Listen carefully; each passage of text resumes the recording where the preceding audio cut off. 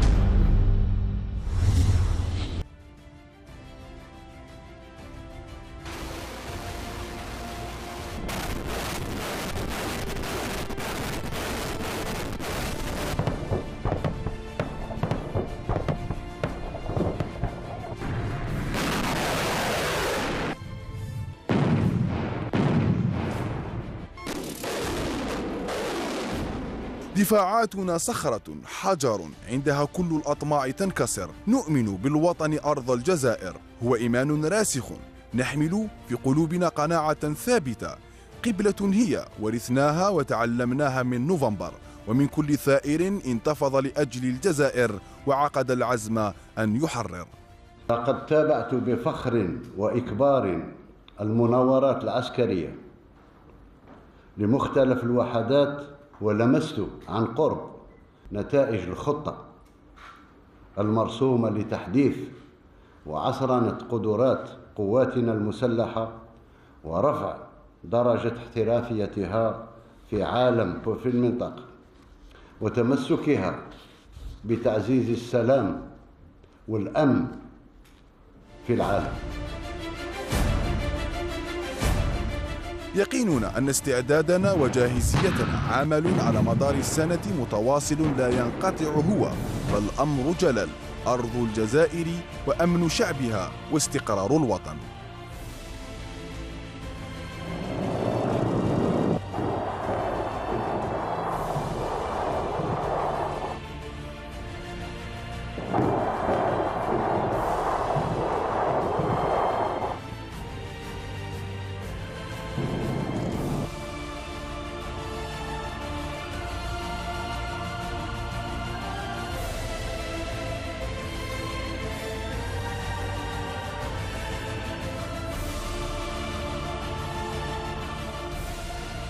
الدفاع الوطني مفهوم يتطور باستمرار، يؤثر ويتأثر بالمحيط الجيوسياسي بكل أبعاده، فأمننا القومي لا يقتصر على حدودنا الجغرافية، بل يرتبط بحدودنا الأمنية التي تراعي التعامل مع مختلف التهديدات والقضاء عليها من مصدرها وحيثما كانت.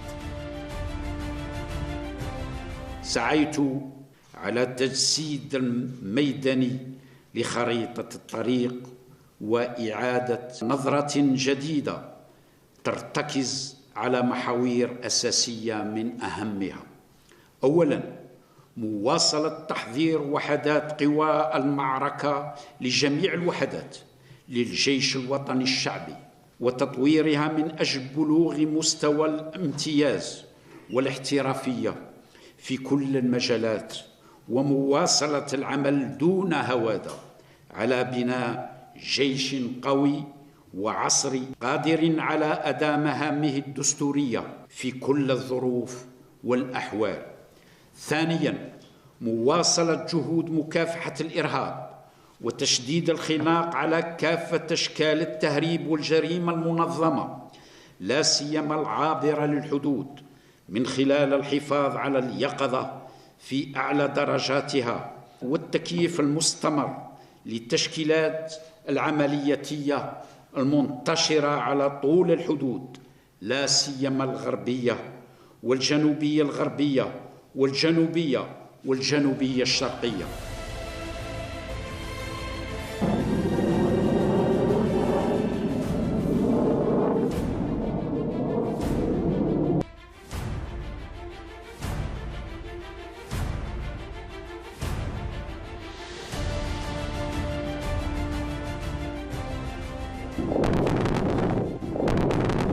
برامج التحضير القتالي تراعي الأوضاع والمتغيرات الجيوسياسية والإقليمية، وكذا تطور منظومات التسليح وإدارة العملية العسكرية، بما يؤهل الأفراد والوحدات للاطلاع بمهامها النبيلة والمقدسة على الوجه الأكمل.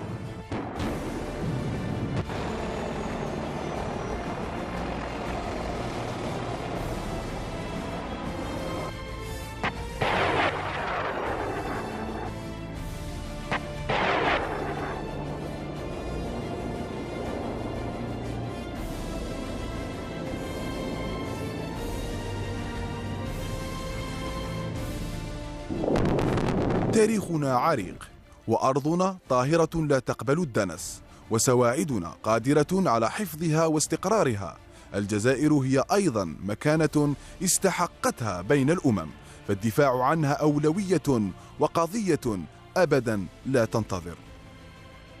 اليوم نعول على كل واحد وهو في المنصب نتاعو، من الجندي البسيط إلى ما أعلى. مهمة شريفة الدفاع عن الحدود نتاعنا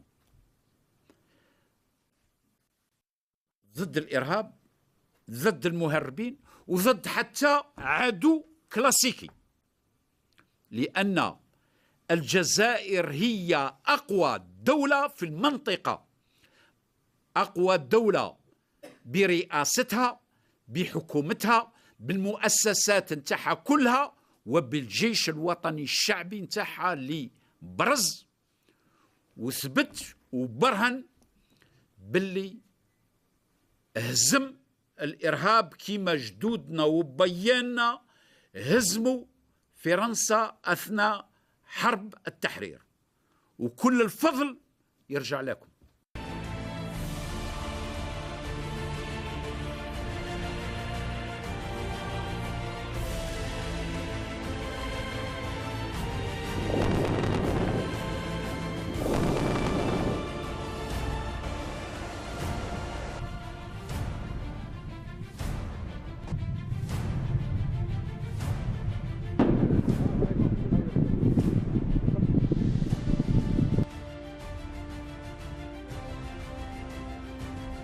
الجيش الوطني الشعبي سليل الرجال الأبطال والأحرار، الخادم الوفي لبلده والمخلد لتقاليد شهداء ثورة نوفمبر المجيد، سيظل مدافعا عن استقلال الجزائر وسيادتها، وحاميا وناصرا لشعبها في كل الظروف.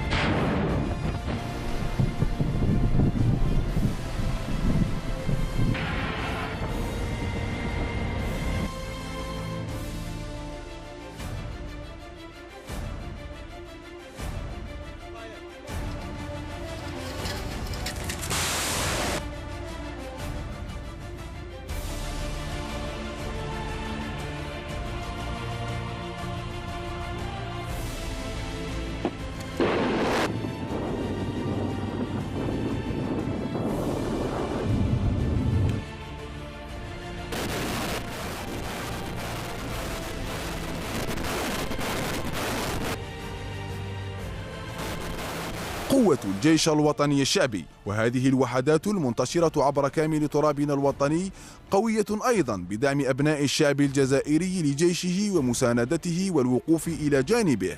عمق شعبي يدرك الجيش قيمته، فهو منطلق للقوة وعامل للوحدة والانسجام.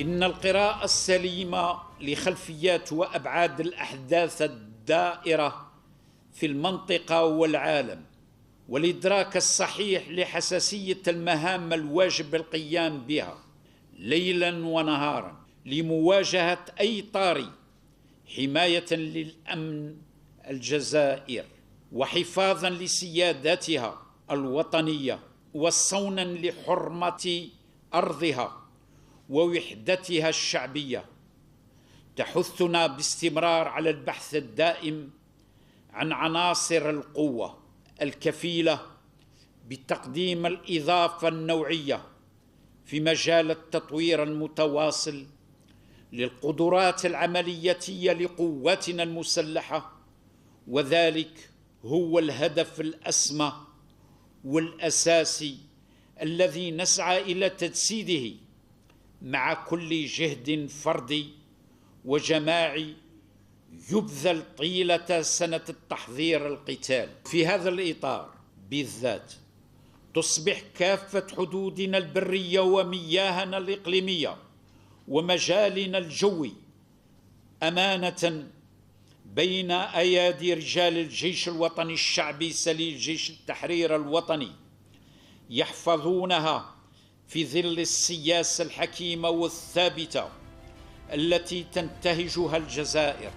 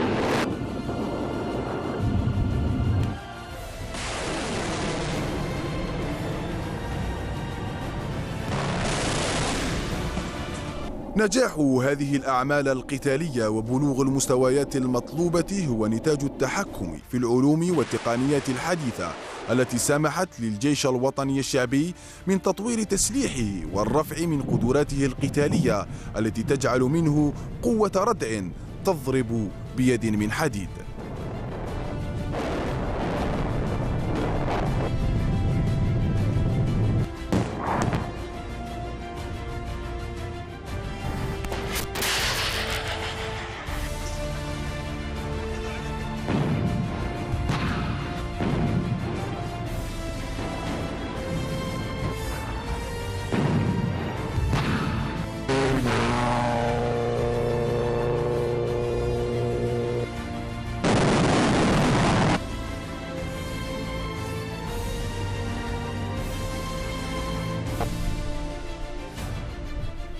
الجيش الوطني الشعبي جيش وطني العقيدة شعبي المنبت، ثابت على كل شبر من هذه الأرض التي تعرف حق قدرها وتقدر تضحيات آبائنا وأجدادنا لأجل استردادها، ونحن لعهدهم حافظون بأن ندافع عن أرضنا وعن كل شبر منها، ندك من تسول له نفسه المساس بها، ونرد على أي اعتداء بقوة الحديد والنار.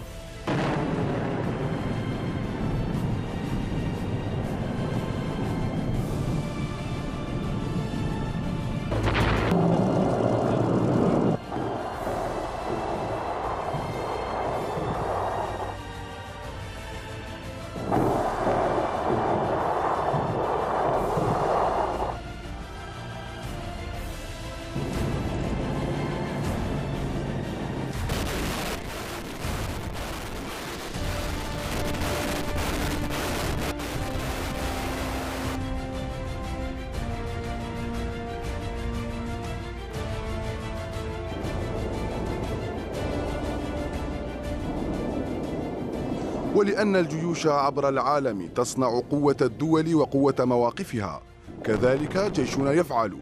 فالجزائر مواقفها قوية ثابتة، تنصر المظلوم وتدافع عن القضايا العادلة.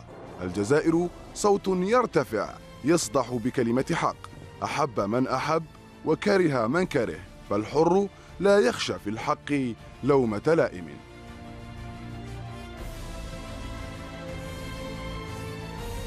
إن حق الشعوب في التحرر وتصفية الاستعمار يعيدنا في كل مناسبة لنجند دعوتنا لتطبيق قرارات مجلس الأمن، بخصوص كذلك ملف الصحراء الغربية.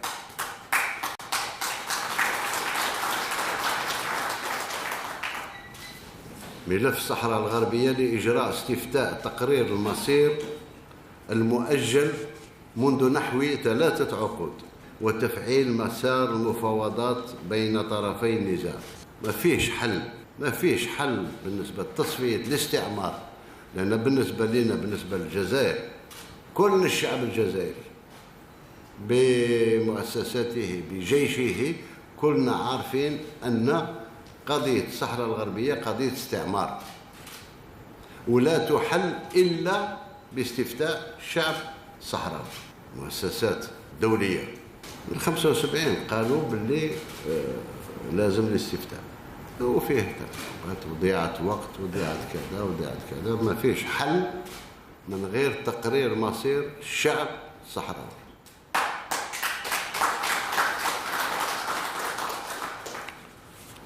لأن الأمر الواقع هذا ما يفيدش الأمر الواقع.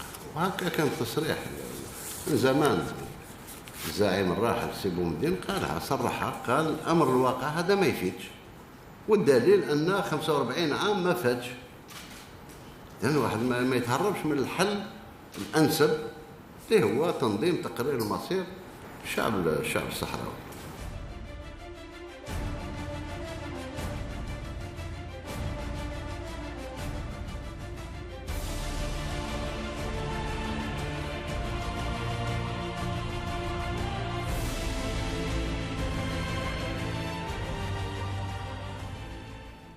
الصحراء الغربية قضية عادلة نصرتها الجزائر وتنصرها. شعب مظلوم دعمناه فيما مضى وسندعمه حاضرا ومستقبلا. لن ندخر جهدا ولن نتوانى لحظة في الدفاع بكل قوة عن مبادئنا، رسالتنا الأبدية التي أسس لها بيان نوفمبر أن نحارب الظلم والاستعمار.